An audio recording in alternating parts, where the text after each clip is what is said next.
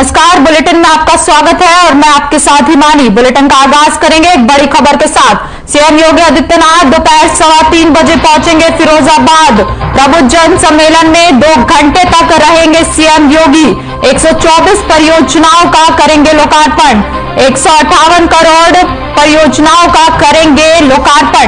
128 योजनाओं का भी करेंगे शिलान्यास। शाम 5 बजे हेलीकॉप्टर से आगरा के लिए करेंगे प्रस्थान। तो इस वक्त की बड़ी खबर आपको बता रहे हैं, सीएम योगी आदित्यनाथ का ये दौरा रहने वाला है। आज करीब 3:15 बजे फिरोजाबाद पहुंचेंगे और प्रबुद्ध जन सम्मेलन में 2 घंटे तक सीएम योगी आदित्यनाथ रहेंगे। 124 परियोजनाओं का लोकार्पण करेंगे। शाम 5 बजे हेलीकॉप्टर से आगरा के लिए रवाना होंगे। तो इस वक्त की बड़ी खबर आपको बता रहे हैं, फिरोजाबाद दौरे पर आज सीएम योगी आदित्यनाथ रहने वाले हैं और दोपहर 3:15 बजे सीएम योगी आदित्यनाथ फिरोजाबाद पहुंचेंगे। प्रबुद्ध जन सम्मेलन में 2 घंटे तक सीएम योगी आदित्यनाथ रहने वाले हैं।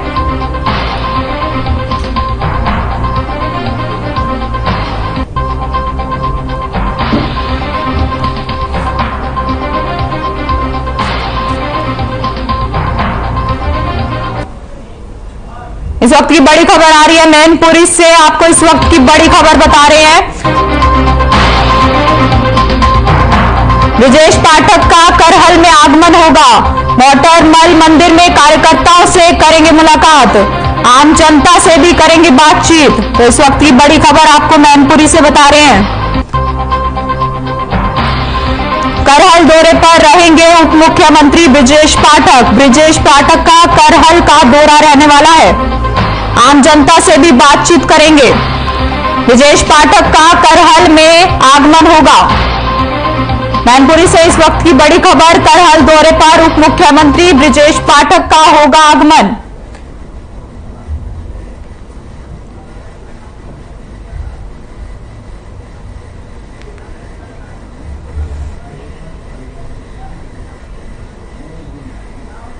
वहीं कानपुर से इस वक्त की बड़ी खबर सामने आ रही है, विधायक इरफान सोलंकी को नहीं मिली अग्रिम जमानत। गिरफ्तारी से बचने के लिए कोर्ट में दायर की थी याचिका। 1 दिसंबर को होगी अगली सुनवाई। इस वक्त की बड़ी खबर कानपुर से आपको बता रहे हैं, विधायक इरफान सोलंकी को अग्रिम जमानत नहीं मिल पाई है। गिरफ्तारी से बचने के लिए कोर्ट में दायर की थी याचिका। 1 दिसंबर को होगी अगली सुनवाई। तो इस वक्त की बड़ी खबर कानपुर से आपको बता रहे हैं, जहां विधायक इरफान सोलंकी को जमानत नहीं मिल पाई है। गिरफ्तारी से बचने के लिए उन्होंने कोर्ट में याचिका दायर की थी। 1 दिसंबर को होगी अगली सुनवाई।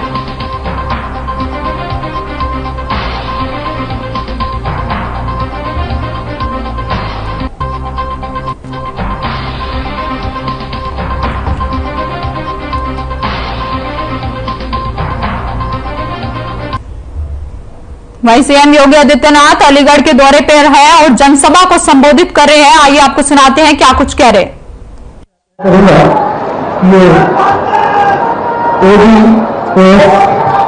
एक जनपद एक उत्पाद के तहत ये अलीगढ़ का ही उत्पाद भेंट करेंगे माननीय मुख्यमंत्री महोदय जी को।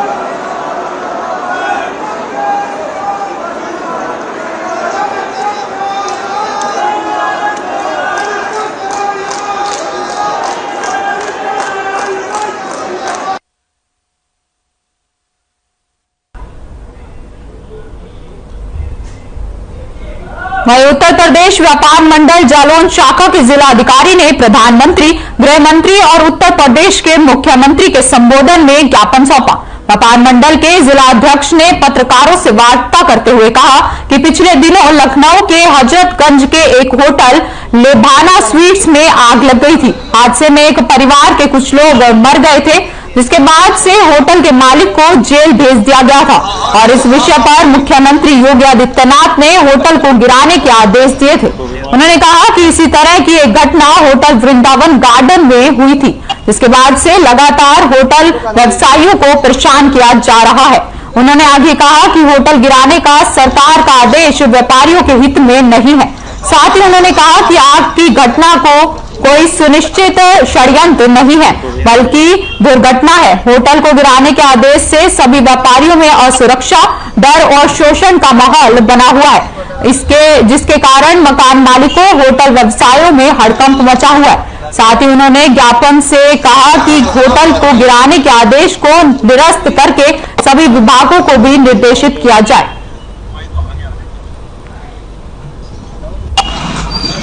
ये कि हमारे व्यापारी वर्ग का एक होटल है लखनऊ में, जिसका नाम है नेवाना स्वीट्स के नाम से। उसमें 5 फरवरी 2022 को घटना घटी थी। उसमें आकस्मिक आग लग गई थी। आकस्मिक आग की वजह से वहाँ 2-4 मौतें भी हुई हैं और आम जनमानस को हानि हुई। तो मानते हैं कि कुछ गलतियाँ हुई होंगी, तो उसके लिए हम यहाँ पर एक ज्ञापन देने आए हैं माननीय मुख्यमंत्री जी के नाम, आदरणीय प्रधानमंत्री जी के नाम, आदरणीय गृह मंत्री जी के नाम। उत्तर प्रदेश में नगर निकाय चुनाव की अधिसूचना भले ही अभी जारी नहीं हुई है, लेकिन सभी पार्टियों ने चुनाव के लिए कमर कस ली है। इसी कड़ी में अपना दल कमेरावादी भी नगर निकाय के चुनाव को लेकर कार्यकर्ताओं के साथ मिलकर नगर निकाय चुनाव की रणनीति बनाने में जुटी हुई है। अपना दल कमेरावादी की नेता और सपा विधायक पल्लवी पटेल पहुंची। मिर्जापुर कार्यकर्ताओं से मिलकर नगर निकाय चुनाव को लेकर चर्चा की गई और उनसे सुझाव लिए। इस दौरान मीडिया से बातचीत करते हुए उत्तर प्रदेश में हो रहे चुनाव को लेकर उन्होंने कहा कि वैसे तो उपचुनाव सत्ता पक्ष का माना जाता है, लेकिन इस बार जो समीकरण बनाया गया है इसमें समाजवादी पार्टी अच्छा प्रदर्शन करेगी। बीजेपी बिल्डिंग, पुल और विकास की बात करते हुए तो उनने ये बताएं कि कितना कमीशन सरकार के लोगों के पास जा रहा है। सरकार पर भी निशाना साधते हुए उन्होंने कहा कि सरकार में तमाम तरह के भ्रष्टाचार हो रहे हैं, वो भी लोगों के सामने आने चाहिए। अपना दल की बहुत मजबूत एक क्षेत्र है और ऐसे में यहाँ पर हम अपने कार्यकर्ताओं से मिल रहे हैं और ये सोच लेके आए हैं कि निकाय चुनाव बहुत नजदीक है, तो उनसे उनके सुझाव ले ले जाए जो कि संगठन में आगे बढ़कर हमें मदद कर सके। क्या निकाय चुनाव सपा के साथ आप लड़ेंगी या अपना दल कमेरावादी अलग चुनाव लड़ेंगे पूरे प्रदेश में? देखिए, हम निकाय चुनाव समाजवादी पार्टी के साथ लड़ेंगे या अकेले लड़ेंगे, ये निर्णय राष्ट्रीय अध्यक्ष जी करेंगी और मेरा इस पर बोलना चाहिए।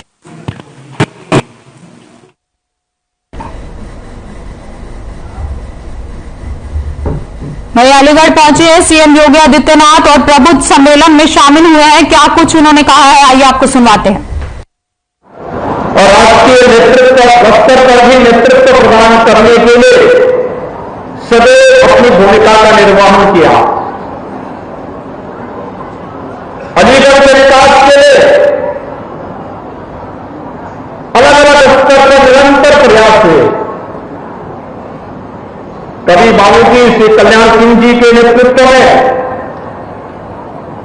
यहां के परंपरागत उद्यम को फिर से पुनर्जीवित करने के लिए काला नगरी के रूप में उसे आगे बढ़ाने का कार्य किया गया। और आज मैं अलीगढ़ के इसी हुनर को एक मंच प्रदान करने के लिए आपके बीच में आया हूं कि विगत 8.5 वर्ष के दौरान आपने देश को बदलते हुए देखा है। यह देश आज अपनी आजादी का अमृत महोत्सव मना रहा है।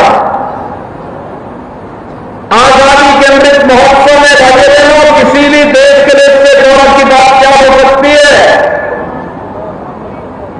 कि जिस ब्रिटेन ने भारत पर 200 वर्षों तक शासन किया, आज उस ब्रिटेन को पछाड़ करके भारत दुनिया की 5वीं बड़ी अर्थव्यवस्था के रूप में दुनिया के सामने आया है।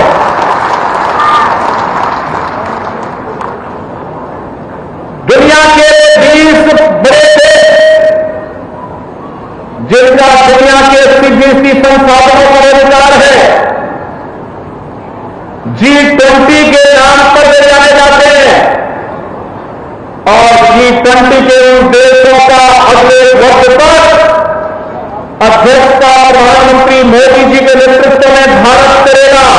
ये भारत की आजादी के अमृत महोत्सव में वैश्विक स्तर पर भारत की बढ़ती हुई प्रतिष्ठा का प्रमाण है। और विगत 8.5 वर्ष के दौरान बदलते हुए भारत को जीवन के प्रत्येक क्षेत्र में कार्य करने वाले नजदीक से अनुभव किया है। सबका साथ सबका विकास केवल नारा नहीं, बल्कि भारत की हकीकत बनी है। हर व्यक्ति के जीवन में परिवर्तन का कारक बना है। एक योजना व्यक्ति के स्वावलंबन से लेकर के उसके सम्मान का प्रतीक बनी है। और आज इन्हीं सब बातों को लेकर के कि जो लोग जातिवाद के नाम पर क्षेत्र, मत और नस्ल के आधार पर सामाजिक ताने बाने को छिन्न करते थे, देश और प्रदेश में उन्हें दरकिनार करते हुए विकास को प्राथमिकता दी प्रधानमंत्री मोदी जी के आह्वान पर देश के अंदर और प्रदेश के अंदर निरंतर परिवर्तन का वाहक बन करके डबल इंजन की सरकार की, डबल इंजन की सरकार ने भी आपके सम्मान की रक्षा और आपकी सुरक्षा का बेहतर माहौल देने का कार्य किया है। और भाइयों बहनों, आज वही आह्वान करने के लिए मैं आपके बीच में आया हूं। विकास एक निरंतर चलने वाली प्रक्रिया है। यहां पे भी हमारे सांसद श्री सतीश गौतम जी कार्य को बना रहे थे। उन्होंने अपने कार्यों की एक लंबी फेरत आपके सामने दी कि अलीगढ़ में राजा महेंद्र प्रताप सिंह जैसे महान स्वतंत्रता संग्राम सेनानी के नाम पर एक विश्वविद्यालय की स्थापना हो रही है। इसी अलीगढ़ के अंदर यहां पर ट्रांसपोर्ट नगर की स्थापना हो रही है। स्मार्ट सिटी मिशन के अंतर्गत अलीगढ़ आज एक नए रूप में देश के सामने है। डिफेंस कॉरिडोर की स्थापना यहां पर की जा रही है, जिसके माध्यम से यहां के उद्यमियों को अपने हार्डवेयर के आइटम को वैश्विक स्तर पर पहुंचाने में मदद मिलेगी। और भाइयों बहनों, उन्हीं सब कार्यों के लिए आज एक बार फिर से मैं आपके बीच यहां पर आया हूं आपसे कहने के लिए।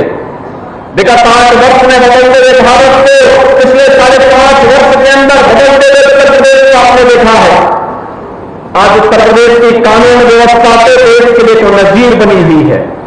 और व्यक्ति जहां भी हम जाते हैं, लोग इस बात को कहते हैं कि आज उत्तर प्रदेश में आज दंगा मुक्त प्रदेश बन करके देश के सामने और दुनिया के सामने एक नजीर प्रस्तुत की है।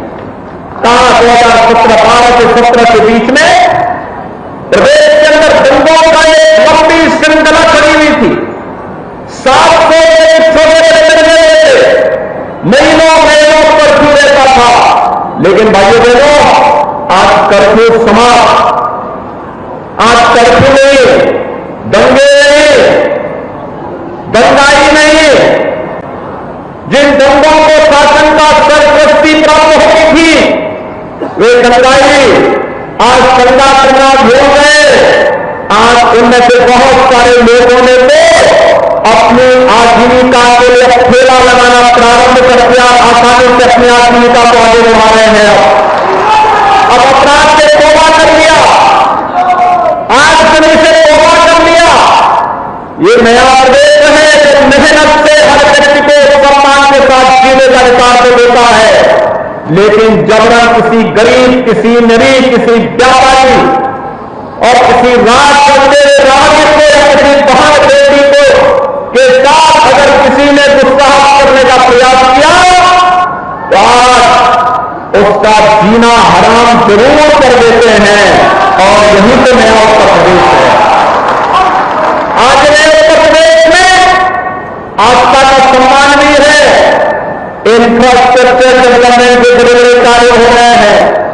देश का सबसे बड़ा एयरपोर्ट यहीं के केवल में बन रहा है। और देश का सबसे बड़ा express way, Ganga express way भी यहीं से होकर के जा रहा है। स्मार्ट सिटी मिशन के अंतर्गत याद करिए, इससे पहले हमारे नगरीय क्षेत्रों में स्वच्छता की क्या स्थिति होती थी? गंदगी होती थी, कूड़ा जगह जगह गिरा रहता था। कोई आता था, देख करके वहां बड़ा खराब संदेश लेकर जाता था। लेकिन पहले से काफी सुधार हुआ है। अगर पिछली बार अलीगढ़ में भारतीय जनता पार्टी का बोर्ड बना होता तो अलीगढ़ में भी भजे बहनों। वहीं जैसे जैसे नगर निकाय चुनाव करीब आते जा रही है, उसी तरह से रोज नए प्रत्याशियों के लिए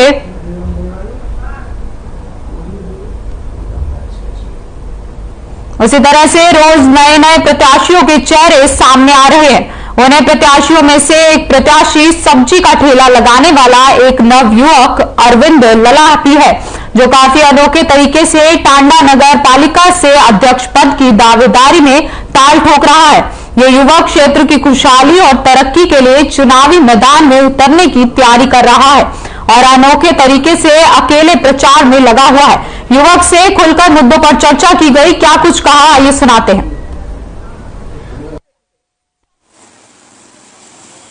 हाँ, जनता हमारे साथ है। हम जनता के बीच में जा रहे हैं, हर मोहल्ले हर वार्ड में अपना प्रचार प्रसार कर रहे हैं और अपना सब्जी का भी काम करते हैं, सब्जी भी क्षेत्र में जाके बेचते हैं।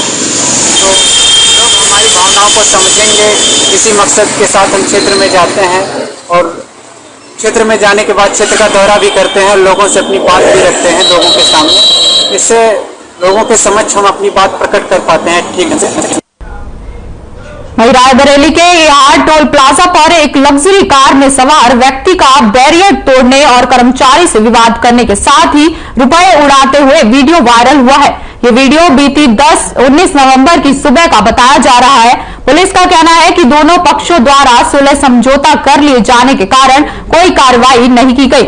19 नवंबर की सुबह दो लग्जरी गाड़ियां रायबरेली की तरफ से एहार टोल प्लाजा पर पहुंची और दोनों गाड़ियां बिना टोल चुकाए बैरियर को तोड़कर आगे बढ़ने लगी, जिस पर वहां मौजूद कर्मचारियों से गाड़ियों में सवार लोगों को रोका गया, जिस पर कहासुनी शुरू हुई। इसी बीच आगे की गाड़ी में बैठा व्यक्ति टोल प्लाजा पर हुए नुकसान की भरपाई को लेकर रुपए निकालकर वहीं पर उड़ाने लगा।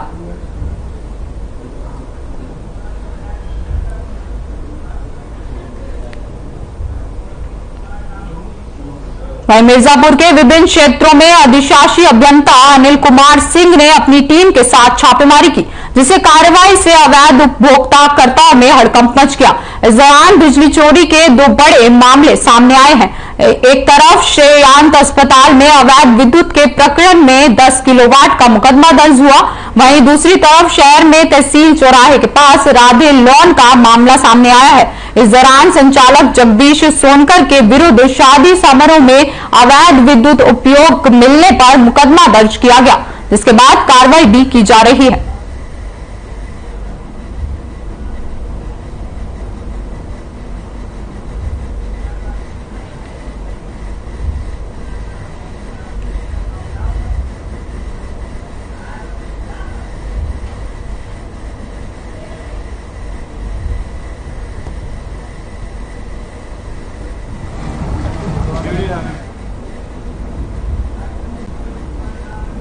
इस बीच लखनऊ से एक बड़ी खबर का रुख करेंगे। विदेशी निवेशकों को लुभाने में यूपी नंबर 1।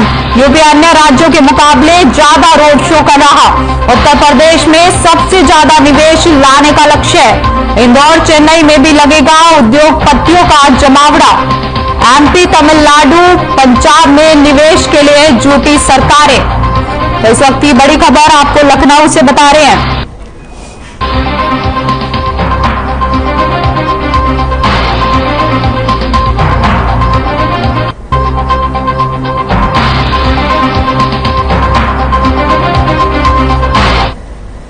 वहीं मिर्जापुर पुलिस को एक बड़ी सफलता हाथ लगी है। आपको बता दें कि पुलिस ने फर्जी तरीके से दस्तावेज तैयार कर लोन दिलवाने वाले गिरोह का पुलिस ने खुलासा किया है। पुलिस ने इस गैंग में शामिल विजय कुमार यादव, राजेंद्र धर्मा देवी को गिरफ्तार किया है। फिलहाल पुलिस ने गिरफ्तार कर आगे की कार्रवाई शुरू कर दी है। और बीच में जो इंटरमीडिएट जनपद मिर्जापुर में अपराधियों के खिलाफ कार्रवाई करते हुए एक गैंग को बस्ट किया गया है। ये गैंग कूट रचित दस्तावेज बना के जो लोगों की जमीन है उसको बंधक बनाता था और उस पर लोन ले लेता था। घटना इस प्रकार की है कि दिनांक 21 तारीख को एक वादी जो सीताराम है वो मेरे पास जन सुनवाई में आए थे और उन्होंने बताया था कि कुछ लोगों ने उनकी जमीन को बैंक, पंजाब और सिंध बैंक है, वहां पे उसको बंधक रख के इस पे लोन ले लिया है। जब इस पे हमने काम करना शुरू किया तो सीक्वेंस ऑफ इवेंट्स जो है इस प्रकार का था कि एक व्यक्ति विजय कुमार यादव और उसके अपने दो सहयोगी राजेंद्र पुत्र बांगुर और उसकी पत्नी धर्मा देवी पत्नी राजेंद्र, इनका एक गैंग बना। लखनऊ से इस बीच एक बड़ी खबर का रुख करेंगे। 6 दिसंबर को पास होगा यूपी का अनुपूरक बजट। शीतकालीन सत्र 5 दिसंबर से हो रहा है शुरू। सत्र के पहले दिन अनुपूरक बजट रखा जाएगा। कई अन्य विधेयक भी इसी सत्र में पास किए जाएंगे। 5 दिसंबर को अनुपूरक अनुदान बजट पेश किया जाएगा।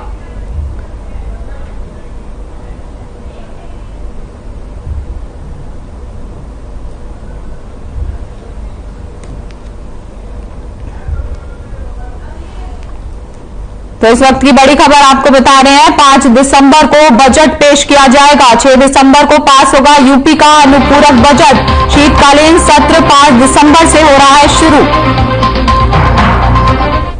लखनऊ से इस वक्त की बड़ी खबर का रुख करेंगे। आयुर्वेद निदेशालय में खाली पदों पर भर्ती होगी।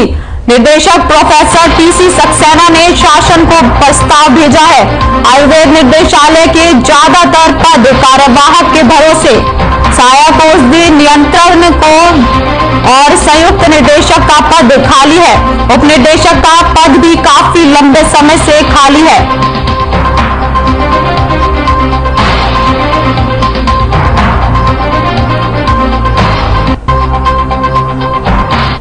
चलिए खबरों में आगे बढ़ते हैं। गाजियाबाद पुलिस को बड़ी सफलता हाथ लगी है। आपको बता दें कि एक 11 साल की बच्ची के अपहरण के बाद हत्या करने के मामले में फरार चल रहे आरोपी को पुलिस ने गिरफ्तार कर लिया है। बदमाश पर 25,000 का इनाम भी घोषित किया गया था और आरोपी की तलाश की जा रही थी। वहीं इस मामले में 3 बदमाशों को पहले गिरफ्तार किया जा चुका है। पुलिस की कई टीमें और क्राइम ब्रांच की टीम लगातार आरोपी की तलाश कर रही थी। वहीं चेकिंग के दौरान पुलिस ने अब आरोपी को गिरफ्तार कर लिया है और आगे की कार्रवाई शुरू कर दी है। बदमाश के कब्जे से पुलिस ने अवैध तमंचा, 3 कारतूस और एक चोरी की मोटरसाइकिल भी बरामद की है।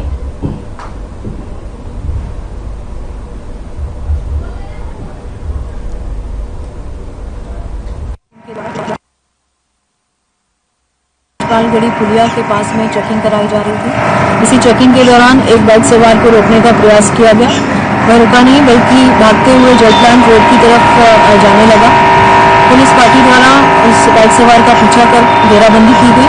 पुलिस से गिरता देख करके बाइक सवार ने पुलिस पर फायरिंग की एवं जवाबी फायरिंग में बदमाश को गोली लगी है एवं उसके पैर में गोली लगने से घायल हुआ है, जिसको उपचार हेतु अस्पताल ले जाया गया।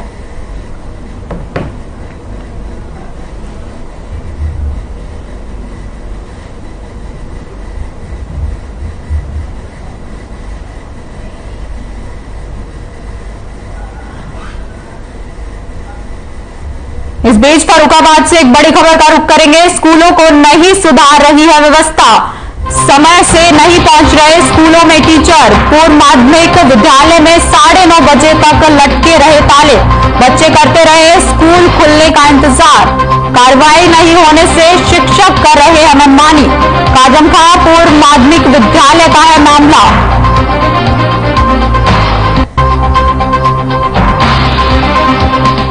फर्रुखाबाद से इस वक्त की बड़ी खबर आपको बता रहे हैं। स्कूलों की व्यवस्था नहीं सुधर रही है। समय से नहीं पहुंच रहे हैं स्कूलों में टीचर। तो इस वक्त की बड़ी खबर फर्रुखाबाद से आपको बता रहे हैं, जहां स्कूलों में टीचर समय से नहीं पहुंच रहे हैं और स्कूलों की व्यवस्था भी नहीं सुधर रही है।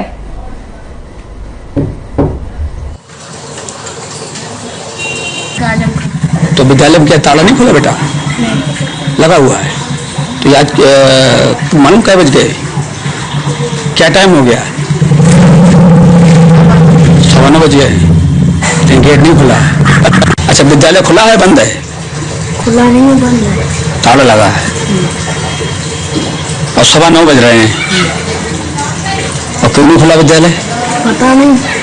मैम जी वहीं गाजियाबाद में क्राइम का ग्राफ लगातार बढ़ता जा रहा है। आपको बता दें कि विजयनगर इंडस्ट्रियल एरिया में बदमाशों ने बीती रात मेंटल वर्क्स फैक्ट्री में चोरी कर ली। चोरों ने फैक्ट्री में मौजूद 2 गार्ड को बंधक बना लिया। और 50 लाख रुपए से ज्यादा की चोरी कर ली और घटना को अंजाम देकर बड़े आराम से फरार हो गए। घटना की सूचना मिलते ही पुलिस की टीम मौके पर पहुंची और पूरे मामले की जांच पड़ताल कर जल्द आरोपियों को पकड़ने का दावा कर रही है। कल एक टीवी चैनल पर एक चर्चा में डिप्टी सीएम ब्रजेश पाठक द्वारा हमारे समाज को अनावश्यक शब्दों का इस्तेमाल किया गया। नाई समाज सत्ता सेन, महासभा सत्ता सेन कहते थे, नंदबंसी कहते थे, लेकिन और जातियों को उन्होंने सही तरफ से बोला, लेकिन हमारे समाज को शब्दों का इस्तेमाल किया। उसको हमारे पूरे उत्तर प्रदेश में समाज को ठेस लगी है और हम इसका विरोध कर रहे हैं।